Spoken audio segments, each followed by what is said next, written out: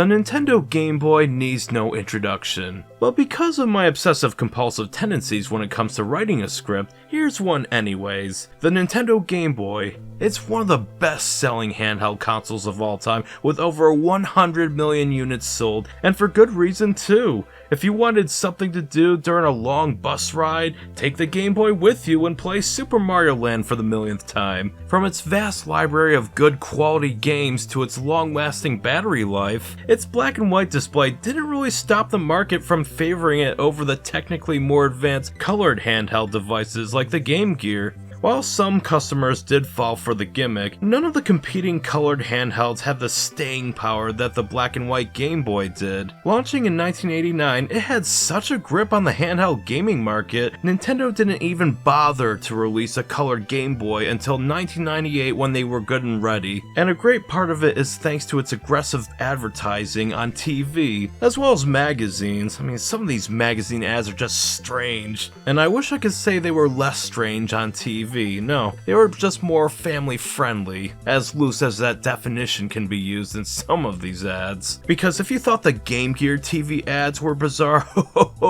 let me tell you, you haven't seen anything until you've seen the Game Boy TV ads. Not just for the hardware, but for the games they were selling with it. As always, I am Alec the Sidequestian Gentleman, and I really want to explore just how the Game Boy was marketed on TV. I had so much fun with the Game Gear video in Season 6 that I think I should do like one of those except for the Game Boy, because if I don't do one for the Game Boy, I just might never live that down.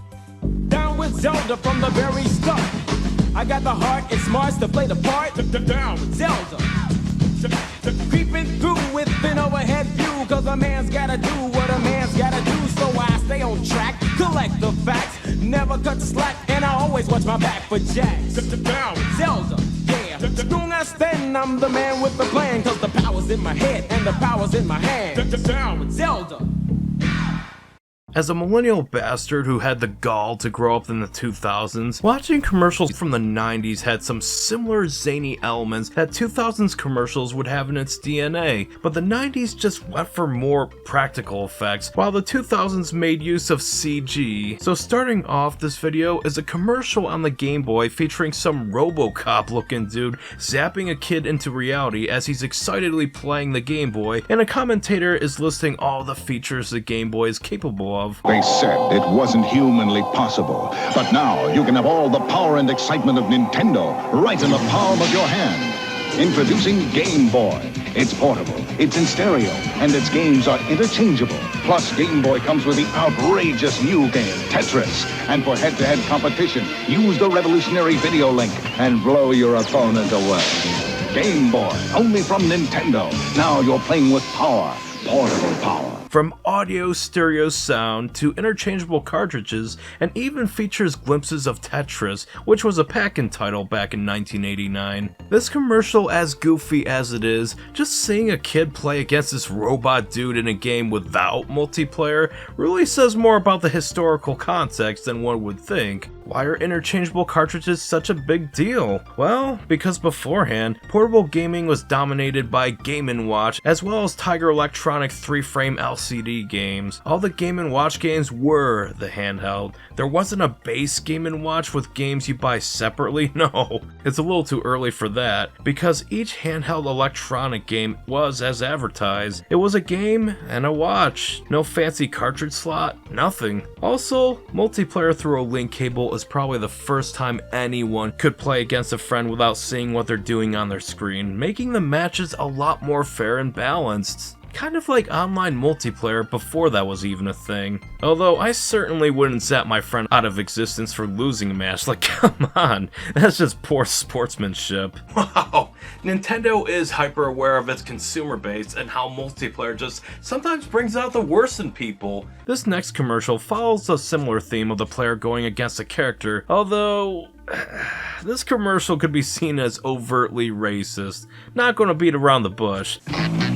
I called the witch doctor, he told me what to do. He said, ooh, ee, ooh, ah, ah, ching, chang, wah, wah, bada bing bang. That means play Dr. Mario on Game Boy or NES. The song Witch Doctor is sung by the protagonist with a shrunken head, and in the scene depicted, he plays Dr. Mario and successfully beats the Witch Doctor at the game, prompting the Witch Doctor to shrink his head in a show of poor sportsmanship. I beat the witch doctor, and this is what he said. He said, ooh, ee, ooh, ting, tang, walla, walla, bing, bang, ooh, ee, and then he struck my head. I know some of you will groan when Uncle Alec gives you a soapbox lecture about racial sensitivity. Just look at this ad. First off, the witch doctor concept has a long colonialist history of usage towards African as well as indigenous shamans with a reductionist umbrella term, witch doctor. It's not necessarily a term of endearment to describe a cute witch with a lab coat, but rather any tribal shaman from a very limited colonialist perspective. Whenever depicted in old works of fiction like cartoons or movies written by an author or creator who has likely never even stepped foot out of their own city, has a from the outside looking in perspective on indigenous cultures of other countries, and many of these witch doctors are depicted with a bone through their nose, face paint, and are generally antagonistic to the white explorer protagonists. This commercial came out in 1991, so racial sensitivity in ads has come a long way, and I believe it's fair to look back at this and raise an eyebrow.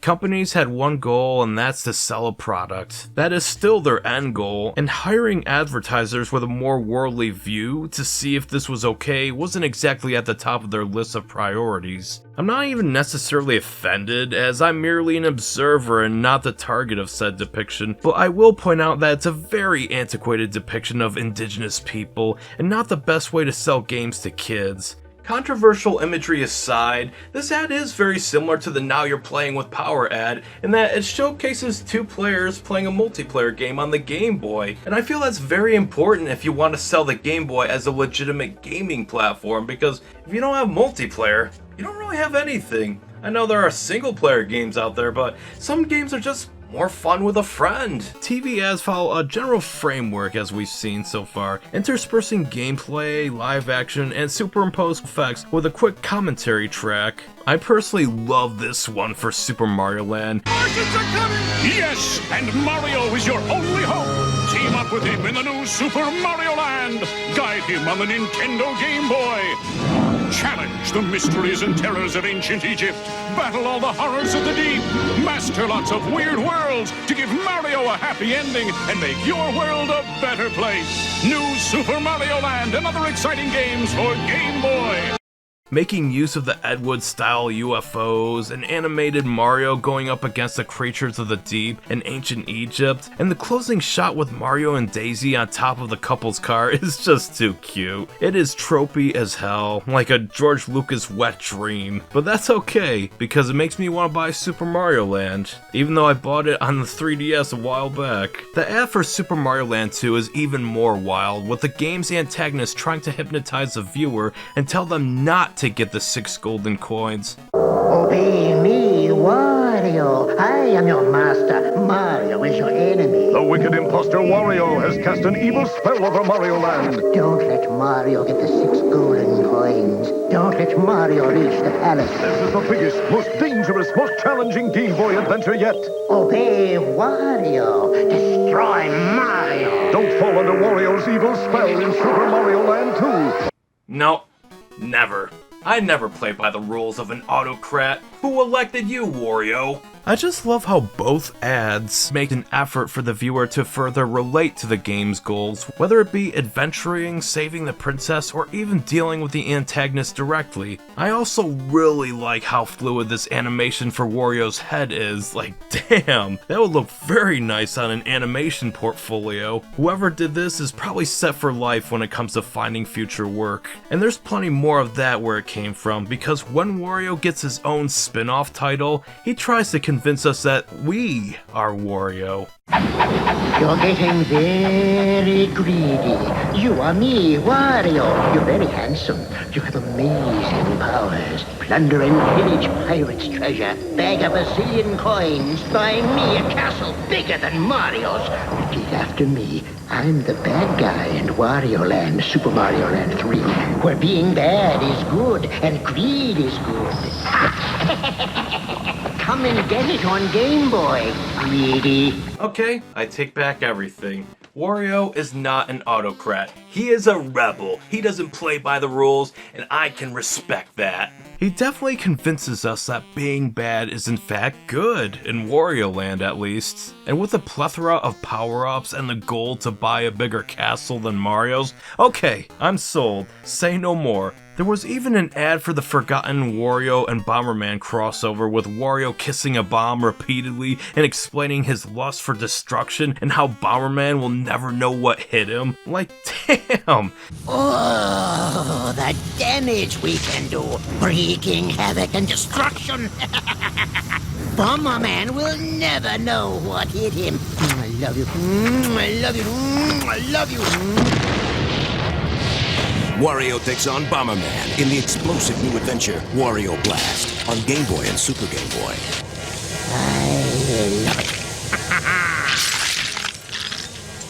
This is Wario at his most chaotic, and I absolutely love this depiction, as while he's been sanitized to be just a chaotic neutral character in the Mario parties, there was actually a time where he was just delightfully villainous in the 90s, with no apologies whatsoever. I still love Wario so much as a character, but it's very interesting just how much of the advertiser's interpretation of the character is actually carried over into the later games, whether it be intentional or not. The fluid animation of his expressions and mannerisms especially sell his character. If you want to see more ads that make use of creative hand-drawn animation, Kirby's Dream Land takes the wild concept of Super Mario Land 2 and raises it by 100, with Kirby being compared side by side to this muscular hero as the commentator is listing off the attributes of what makes a superhero. And as he goes on, Kirby is more visibly frustrated by his lack of matching attributes, so he just opts to devour the muscular dude whole. Yeah, I know that sounds hilarious out of context. Grow up. Recently, we compared two superheroes, Dashing Super Guy and Kirby from Nintendo. In some ways, Kirby lost big. No big hair, no big muscles, no weapons, nothing. All Kirby's got is appetite. Kirby's Dream Land, the thrilling adventure game on Game Boy. Kirby munches, spits back, and floats, saving glorious Dreamland. He's Kirby, and he packs a mean bite. Looking back, we take for granted the comfortably adorable character that Kirby is nowadays. We know he's great for a wholesome adventure game, but back in the 90s, the advertisers wanted the viewers to know he was cool, he was hip, he's what cool kids play. And if you want to be a badass gamer, you play frickin' Kirby's Dream Land, bro. Yeah, and he wears futuristic sunglasses after a gameplay showcase just to further sell that. But then with Kirby's Dream Land 2's ad, they decided to make Kirby even more horrifying, and the motorcyclist is reading a poem about friendship, and it's actually a nice poem. Too bad Kirby and his animal buddies are wrecking the bar. Like, jeez, Kirby, you really had no chill back in the 90s, just eating an entire biker and loving every second of it. I bet the animators had a lot of fun with this ad. What are friends? Friends are there to pick you up when you're feeling a little down. Friends are there to rearrange someone's face when they're acting like a clown. Friends are a hamster, a fish, and an owl in Kirby's Dream Land 2.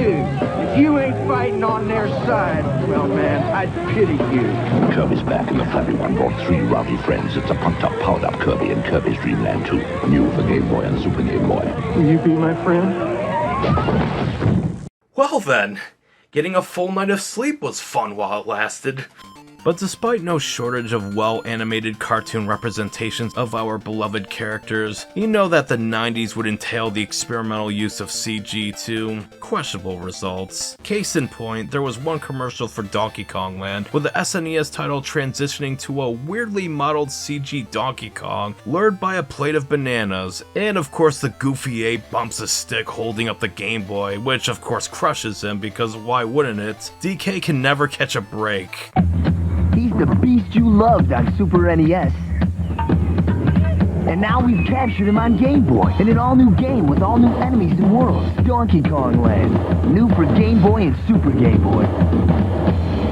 Dated CG aside, it's a fun ad that showcases just how close to the console that Land 1 got in terms of graphical fidelity. It's a lot more fun of an ad than Donkey Kong Land 2's ad, that's for sure, which is just a bunch of chimpanzees lip-syncing to Rock and Roll Part 2 by the infamous glam rock pedophile Gary Glitter. This is not libel, he was tried and found guilty for that shit. And no, this ad is not bad with the knowledge that Gary Glitter's documented sex crimes overshadows his best known hit. No, the usage of this song just doesn't fit with selling Land 2, unless putting in a somewhat catchy glam rock song is supposed to convince the kids that your game is hip. Spoiler alert, it doesn't. There's just way too much focus on the chimpanzees and only brief glimpses of the gameplay as the commentator is going over it, but at the very least the editor made sure that the chimpanzees' mouths were all open when the song said, "Hey! Hey! I hate that, so I guess that's something. While the usage of already existing licensed music to sell a product has been a staple of advertising on TV since arguably the 1985 Honda scooter commercial, which featured Lou Reed's Walk on the Wild Side, a lot of ads also had their own original music to sell a product. Take this rap ad for Link's Awakening. It's a simple theater projection of gameplay on the wall, while a rapper makes reference to the overhead view, staying on track, and being the man with the plan, as well as being down with Zelda, even though she's not in this game, but that's neither here nor there. Down with Zelda from the very start. I got the heart, it's smarts to play the part. Down with Zelda. Creeping through with an overhead view, cause a man's gotta do what a man's gotta do. So I stay on track, collect the facts, never cut slack, and I always watch my back for jacks. Down with Zelda, yeah. Don't I stand, I'm the man with the plan, cause the power's in my head and the power's in my hand. Down with Zelda. While the rap commentary isn't overly specific about the game's goals, and instead is kind of the general commentary for like any video game, all he really does is say Zelda's name in the refrain of the song. Regardless, I do like the production of the song. It's actually pretty catchy, especially the bass line of the instrumental, and whoever the singer is, with some redditors saying it's Ken Lawson, he's really good. But I can't confirm if it was Ken Lawson because he wasn't really active in rapping or acting until 1996, and Link's Awakening came out in 1994. But it's not uncommon for those in the entertainment industry to get their start in commercials before they made it big. We saw something similar with Ethan Suplee in the Game Gear ad, and let's not forget Bryan Cranston and Jack Black did ads for Atari games mere decades before they became household names. So it's a pretty decent commercial all around. It's definitely memorable at the very least, and that's all you can really ask for at the end of the day. There's also the occasional use of claymation, which is a criminally underappreciated animation form that's extremely difficult to do. Like with the ad for Yoshi, and the way the egg sandwiches the enemies shot really helps visually explain the goal of the puzzle game before even showing off gameplay. There's nowhere to run. There's nowhere to hide. 'Cause here comes Yoshi. And he's up against Goombas, Bloobers, Boo Buddies, and Piranha Plants in Nintendo's new stack and sandwich puzzle game called Yoshi. Match the creatures and wipe them out. Play alone or with a friend, but mix them and you won't stand a chance. It's challenging, overwhelming. It's Yoshi, the new puzzle game for Game Boy or NES, system and game each sold separately. Now you're playing with power. Ads are often content with the characters just appearing and doing just about anything, like the Kirby ads that only loosely explain the game's protagonist, but the Yoshi ad writers clearly respected the game that they were selling, and so made a claymation just to show off what the goal of this game is. And I gotta say, that's pretty admirable. And with all these games coming out on the Game Boy, it only makes sense that the Game Boy accessories would get ads of their own, just to show what they're capable of. Remember the Super Game Boy? That SNES cartridge that allowed you to play Game Boy games on your Super Nintendo, so you can actually see it on the TV? You would definitely remember it if you saw this commercial where it flies into the kid's room and zaps the kid's Game Boy into said SNES cartridge, and voila! Video game showcase on the CRT TV, with the announcer talking about what exactly this peripheral can do, as if we can't figure it out for ourselves, but hey, I appreciate the commentary. Brace yourself. It's super! Super Game Boy from Nintendo. Play your Game Boy games on the Super NES in living color. Even choose your own color combinations. Play all 350 Game Boy games. How does that strike you? Super Game Boy for the Super NES. Game Boy games in color, intense. I especially like that they go out of their way to show a Game Boy game with special Super Game Boy capabilities, like Donkey Kong 94's unique color scheme. You cannot see these colors on Game Boy, so just seeing it in these unique colors was really nice. While it didn't always look the best, it still looks decent at the very least, a great way to spruce up the Game Boy playing experience. Or even this ad for the Game Boy link cable featuring Pikachu from the massively popular Pokemon video game series. You can't catch all 150 Pokemon by yourself. So close. You need a friend to trade with.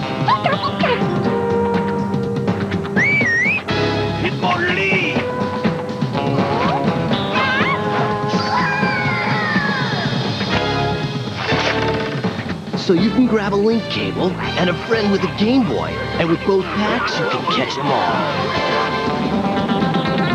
Gotcha! The commercial isn't wrong, you can't catch all the Pokemon by yourself. That's not really the point of Pokemon. I just love the use of smooth animation juxtaposed to the real world. It's a rare TV ad vibe that you don't really see often enough. And let's not forget the Game Boy camera commercial. It has a fun 1950s style pop song you would hear in the typical TV ad of that time period, so I appreciate the homage. It's just hilarious to me how this image editing Game Boy camera peripheral somehow always gets everyone to stop what they're doing and just embrace it. It's so outlandish, but I believe that's the point. It's more to show off what this camera can do. When it's least expected, you're elected, you're the star today. Smile, you're on Game Boy camera. It's fun to look at yourself as other people do. How's your sense of humor? There's a rumor, laughter's on its way. Smile, you're on Game Boy camera. Yes, with Game Boy camera, you can turn photography into photography. Smile, you're on Game Boy camera. But the outlandish scenarios like the bully, the date, and the dad reading a newspaper quickly being entranced by this device, it's just funny to me. If peripherals were what the Game Boy wanted to sell, I'm sure the kids were quick to beg their parents for them for their upcoming birthdays or whatever holidays they celebrate. And despite the Game Boy and its vast library being primarily targeted for kids, Nintendo did try to branch out to other demographics and even made ads targeted for adults, showing them having fun with the Game Boy. There's a set of ads about adults being allowed to have fun despite the demands of the corporate workforce, and it would put them in bizarre scenarios that only a kid could imagine what adults are allowed to do. Responsible adults aren't supposed to have fun. Wake up, we can do whatever we want. Drive racing cars to work, play golf in our pajamas, tennis on the bus, or baseball in our mother-in-law's living room. All you need is a Game Boy. It's a personal game-playing system with over 200 puzzle, action, and sports games to choose from. Hey, fun is your reward for growing up. Start playing. You really got to get one of these. Game Boy by Nintendo. Have you had your fun today? The adult world is designed to keep us moving.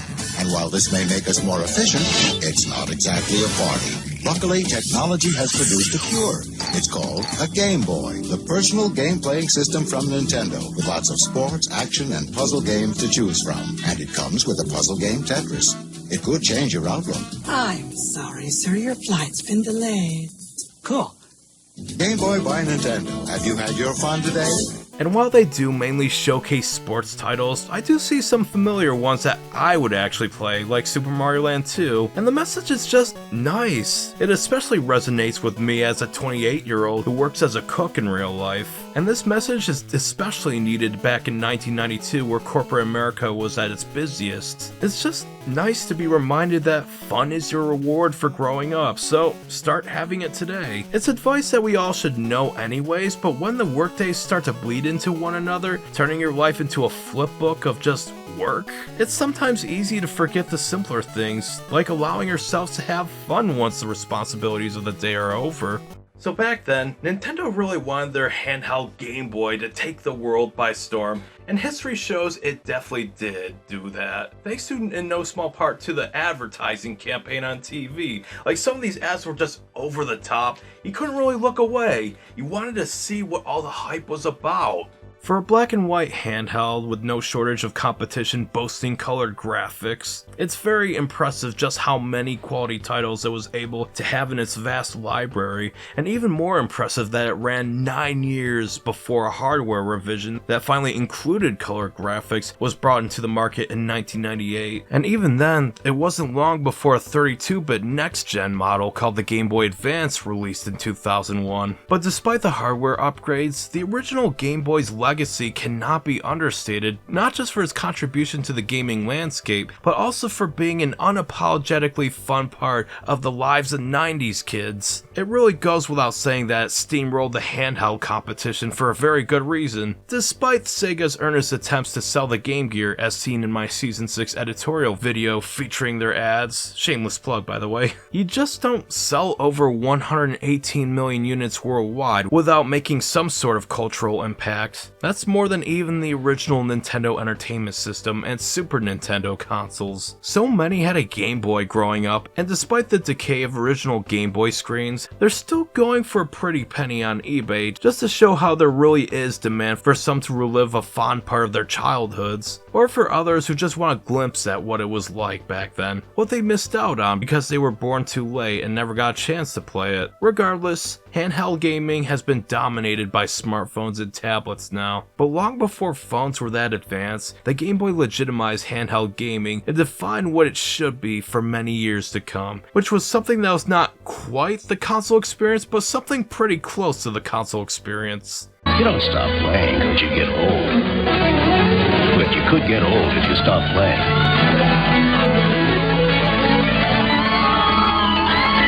Game Boy from Nintendo.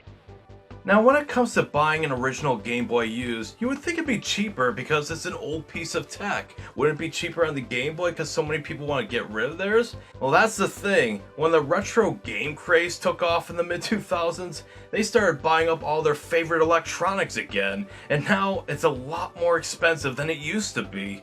At this point in time, with the economy the way it is, you practically have to sell your kidneys just to be able to afford one. So with that said, guess who has a Game Boy in his right hand and a missing kidney in their left torso? This guy. Alec, that's a Game Boy Color.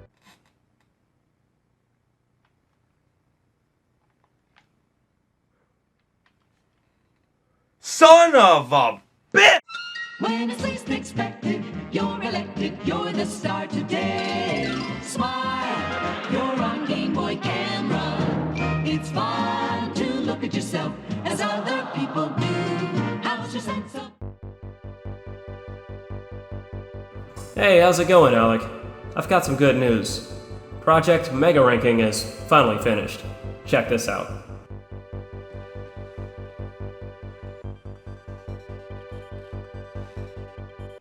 Wow, it's beautiful. I can't wait for the rest of you to see what this is.